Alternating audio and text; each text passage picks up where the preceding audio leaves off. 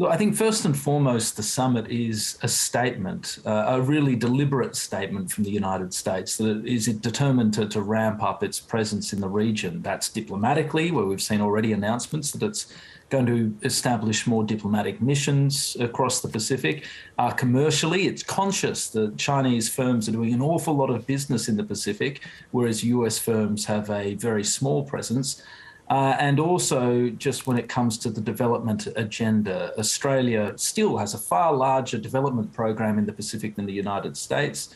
But the United States, again, recognizing that China is building up these commercial and developmental links with the Pacific, is keen to try and reestablish and reassert its influence and try and close that gap a little bit.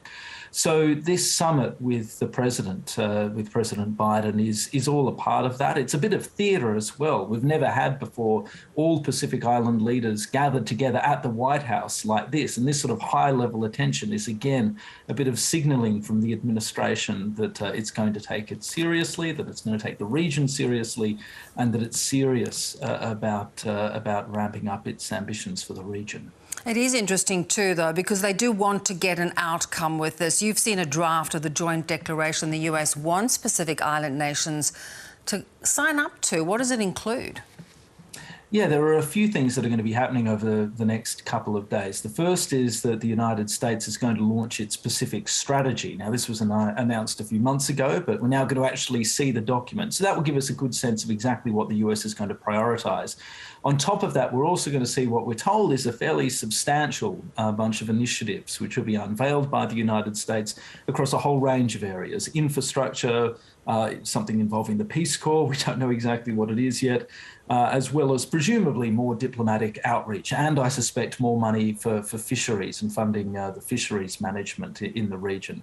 And then the third thing, which is what you're referring to now, is this joint declaration, which the United States is hoping to effectively get Pacific Island leaders to join at this summit. Now, this is going to be a pretty high-level statement. It's going to run to about sort of 6 or 7 pages, 11 points on it.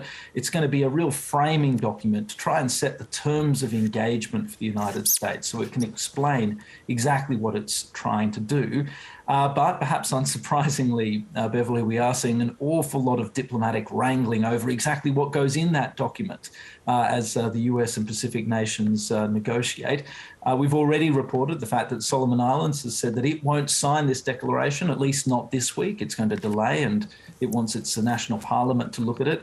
But it's not just Solomon Islands. There have been, unsurprisingly, quite a lot of disagreements over things like, well, what's the language on security? For example, there was a section that we saw in there which was a pretty thinly veiled swipe at the China-Solomon Islands security agreement that was so contentious that was signed earlier this year, but that was excised from the version that we saw. So clearly that's Pacific diplomacy at work. Solomon Islands and perhaps other nations trying to take that out. Similarly, when it comes to things like climate, you see the Pacific ramping up its language and trying to push for greater ambition. The United States willing to meet it halfway, or willing to meet the Pacific halfway, but not willing to make every commitment that the Pacific would like to see.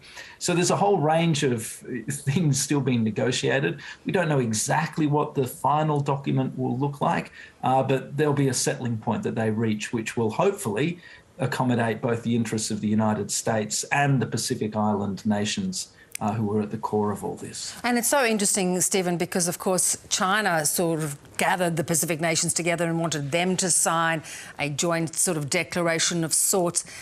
The Pacific nations are really in the pound seats at the moment because they've got people courting them from all sides.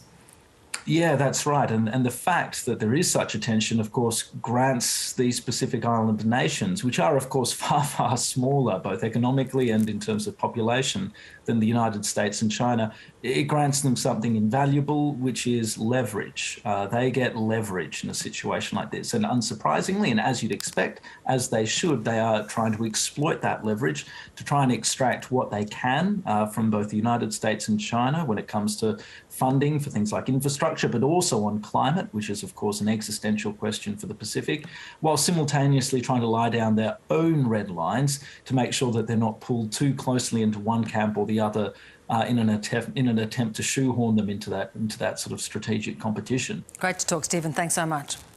No problem. Thanks for having me, Beverly.